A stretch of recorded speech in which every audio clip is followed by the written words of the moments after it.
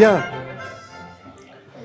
Si nous avons repris nos places, nous pouvons... voilà, Madame Félicité est de nouveau là présente sur l'écran, ce qui va nous permettre de poser des questions, de lui poser des questions après son exposé. Et une première question par Max Angamar, qui est, comme vous le savez, puisque vous avez l'exemplaire de la politique, l'éditeur de la politique. Je lui passe le micro, il faudra bien parler dans le micro parce qu'elle ne va pas vous entendre à la réunion, ici depuis le 3 rue Mazarine. Hein, ça se passe à travers le micro. Oui, merci pour votre intervention. Une question, on est en 1600 quand se produit cet événement intéressant entre l'empereur catholique, le comte luthérien et la ville d'Emden calviniste. Alors, c'est avant la politique, c'est avant que Althusius devienne syndic, une sorte de bourgmestre. Hein. C'est d'ailleurs intéressant que syndic, c'est le nom genevois du maire. C'est celui qui... voilà. Donc, le syndic.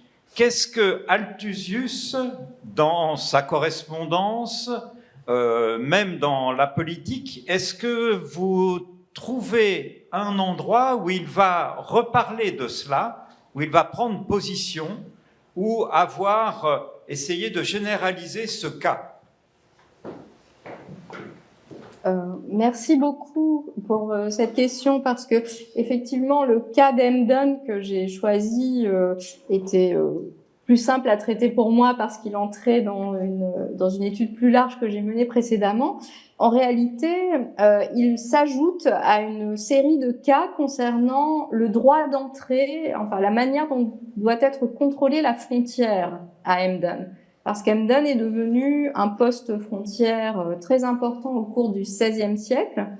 Et en réalité, Althusius ne se réfère pas spécifiquement à Emden, mais dans ses écrits et notamment dans son activité de syndic, dès qu'il arrive en 1604, il arrive au moment où un compromis provisoire, bien sûr, a été trouvé par la ville et le comte, sous l'égide des Provinces-Unies, c'est l'accord ou le compromis de La Haye.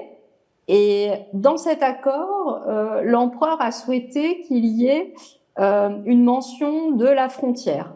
Donc là, on voit bien comment toutes les échelles s'agencent. Et Althusius négocie de manière à ce que la ville garde le contrôle de ce qui se passe à ses portes.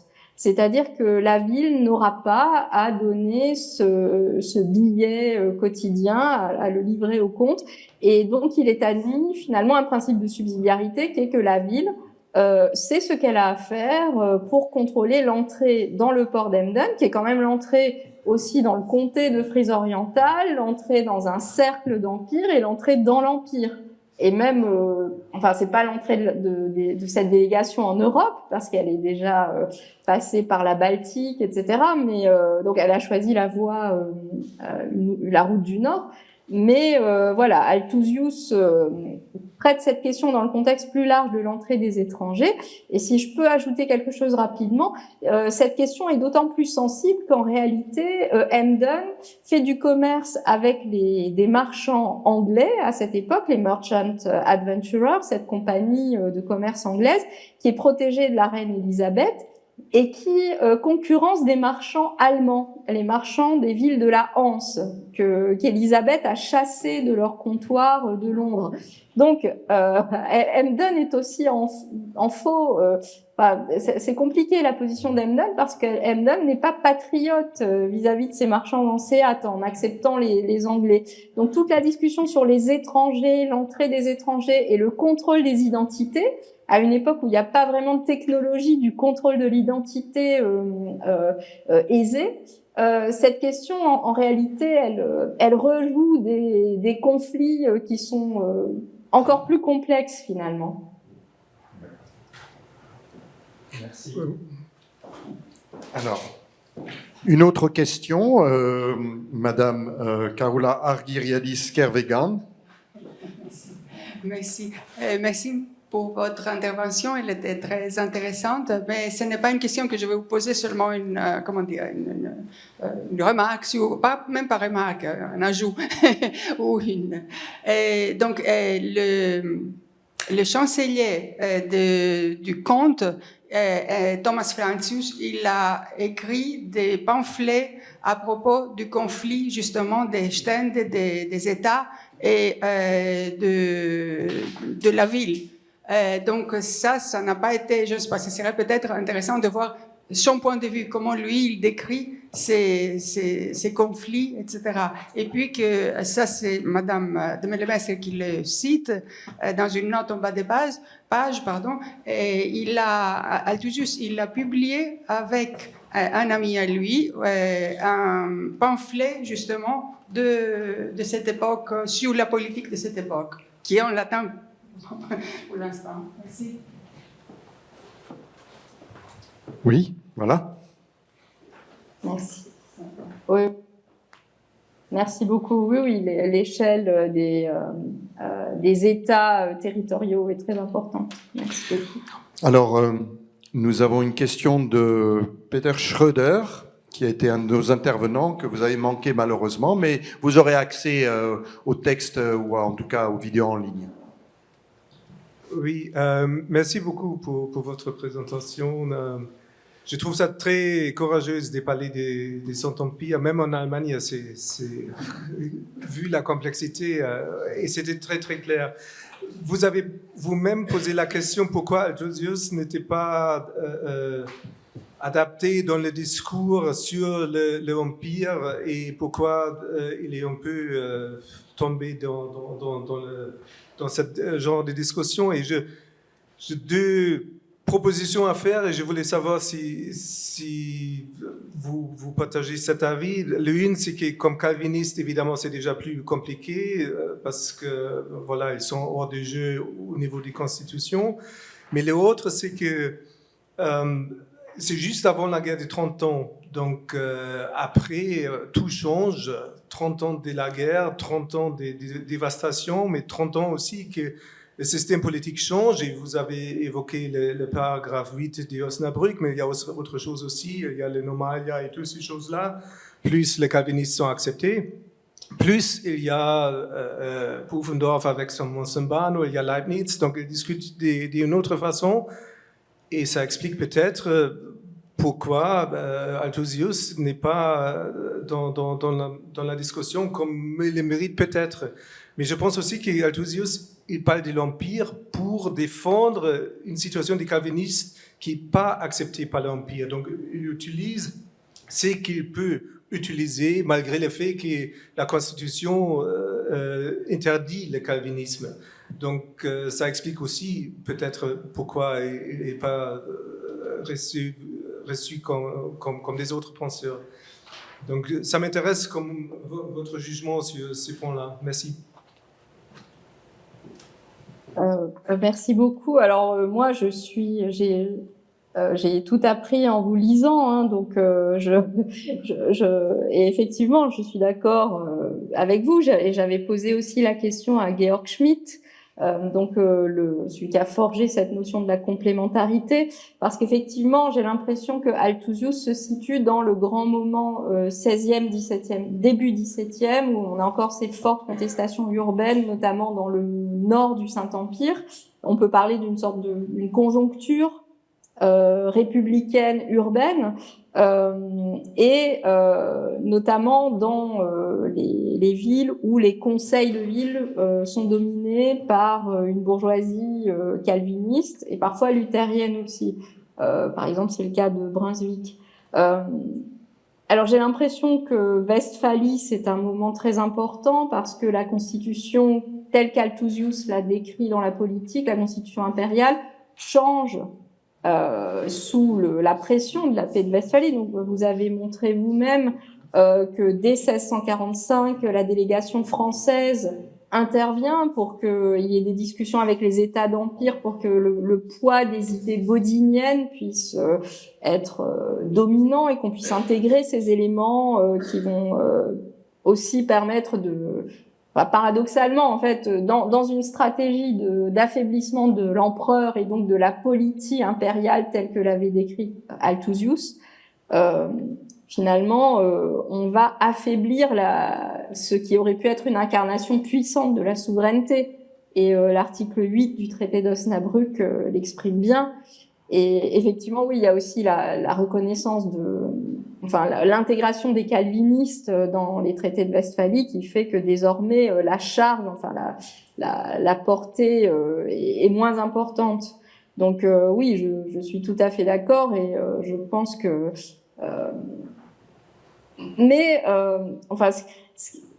oui, c'est aussi lié à peut-être la perte de vitesse de ce principe républicain urbain après la guerre de 30 ans. Donc là, c'est peut-être aussi lié à des évolutions économiques. Peut-être qu'il y a aussi la perte du poids économique de certaines de ces villes, comme Emden. C'est un exemple assez frappant. Je ne sais pas ce que vous en pensez. L'histoire économique me semble aussi très importante dans cette évolution. Oui, merci beaucoup. Quelqu'un d'autre veut réagir et non seulement à l'exposé de Madame Félicité, mais à l'exposé des intervenants qui sont encore ici. On ne peut pas répondre pour ceux qui sont partis en leur nom, mais si vous avez d'autres questions qui vous ont taraudé l'esprit. J'ajouterais bien quelque chose. Merci beaucoup, Madame, de cet exposé que vous avez fait, que j'ai trouvé magnifique. Lorsqu'on lit Aristote et sa défense de la démocratie contre son maître Platon, on a vraiment le sentiment, et c'est une certitude historique, en fait, que Aristote est un homme heureux, heureux dans sa cité, heureux du régime sous lequel il vit, et qu'en réalité, son texte est un éloge de la réalité qu'il a sous les yeux et dont il voudrait que cette réalité se développe plus tard. Lorsque j'ai lu Althusius pour la première fois dans l'édition anglaise il y a longtemps, et j'ai eu la même impression tout récemment en voyant votre livre, en relisant des passages, on a une impression un peu semblable, que c'est un homme heureux dans le lieu où il vit, dans le régime sous lequel il vit, et qui en fait, il fait, en écrivant son texte, c'est pas un éloge, c'est pas une théorie, il fait l'éloge de ce qu'il a sous les yeux, d'une réalité, même en l'agrémentant un peu, et il voudrait qu'elle dure, au fond. Il légitime ce qui est. Alors, moi, ça m'intéresserait de savoir ce que Madame Félicité en pense.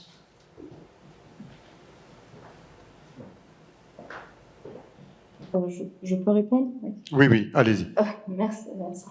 Oui, je crois qu'il y a cette idée de légitimation. Alors, avec la dimension de défense de la cause des calvinistes rappelée par Peter Schroeder, et il y a aussi la volonté, parce qu'on a souvent présenté Althusius comme étant gagné à la cause des Provinces-Unies, mais bon, on a bien entendu aujourd'hui les différentes conceptions qui s'affrontaient au sein de ces Provinces-Unies.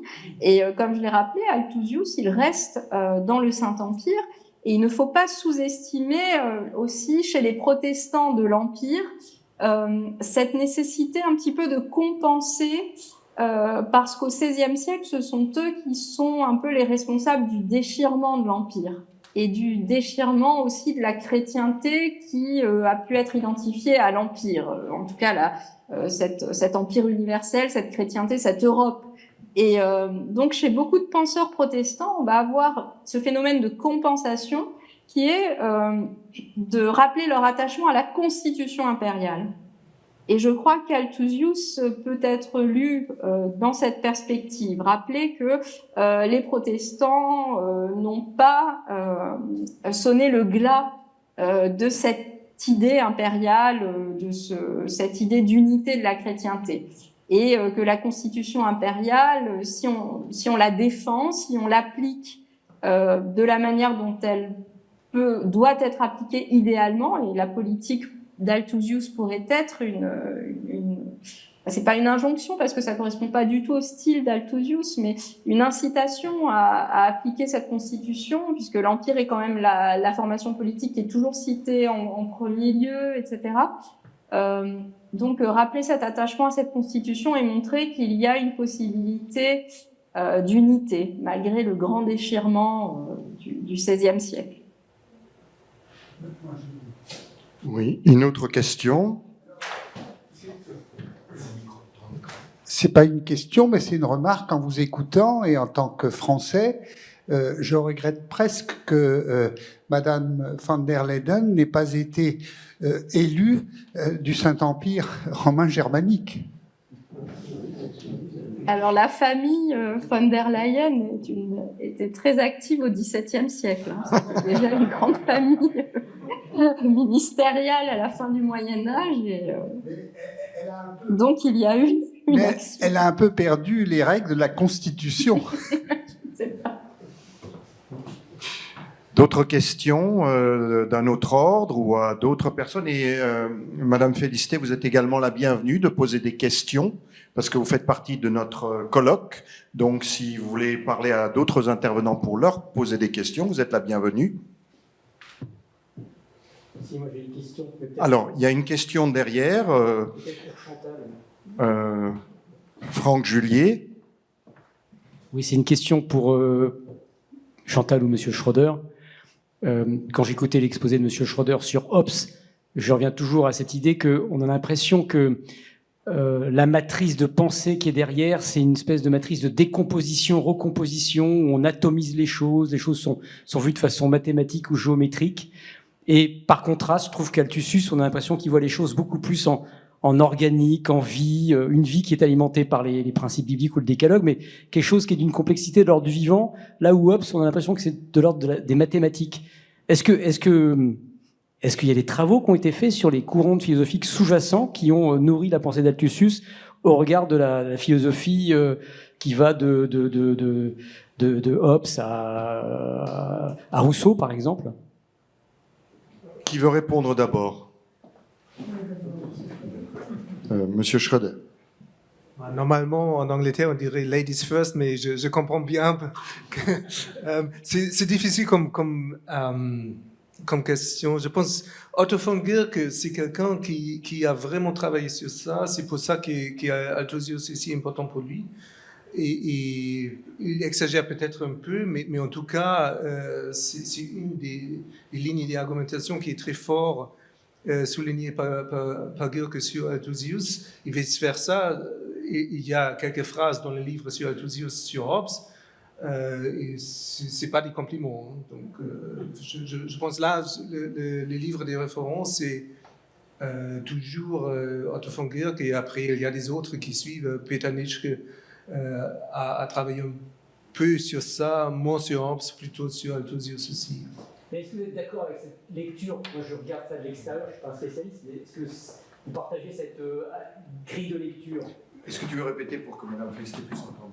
Oui, ma question c'était donc à M. Schroeder. Est-ce que ce que je dis vous paraît faux, ou est-ce que vous partagez d'une certaine façon cette grille de lecture?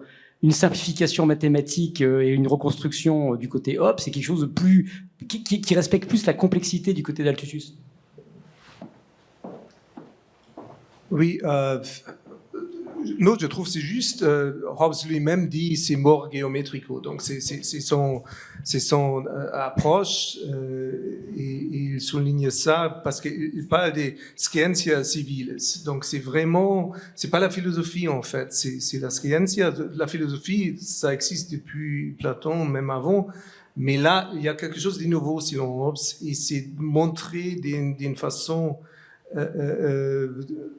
oui, mathématique plus ou moins, et c'est une destruction. C'est comme ça qu'il organise son travail, surtout plus d'écrivains que Léviathan. Léviathan, c'est dans le contexte, enfin, déjà c'est en anglais, c'est pas en latin, donc ça veut tout dire, et donc l'audience est différente. Et le Dékive, c'est aussi la troisième partie d'une approche beaucoup plus systématique. Et je suis d'accord que chez Althusius, c'est organique. Je ne suis pas sûr si lui, il dirait comme ça. Ça, je ne peux pas vous dire. Mais l'idée des associations, évidemment, c'est quelque chose plus naturel, plus organique dans ce sens-là. Donc, je pense que le contrat, c'est en tout cas là. Oui, une question de Madame. Encore une fois. Oui, Un ajout, allez-y, encore allez-y. une fois, c'est-à-dire ce que vous avez répondu, Gierke, donc à la question est-ce que quelqu'un a étudié ça, c'est vraiment le premier. Et puis, si ça vous intéresse, pour aller plus loin, comment dire, la réfutation de la position de Gierke par Duso, l'école de Duso en Italie. Voilà, ce serait la continuité. Et puis, je partage seulement, si je peux ajouter quelque chose, votre sentiment ou votre question, est-ce qu'Althusser était heureux dans sa ville? J'ai eu ce sentiment vraiment en lisant Et même, je l'avais mis, mais après, je me suis dit, mais quand même, c'était une situation si conflictuelle. Est-ce que tu peux vraiment dire qu'il était heureux? Donc, Par contre, Hobbes n'était pas heureux. oui.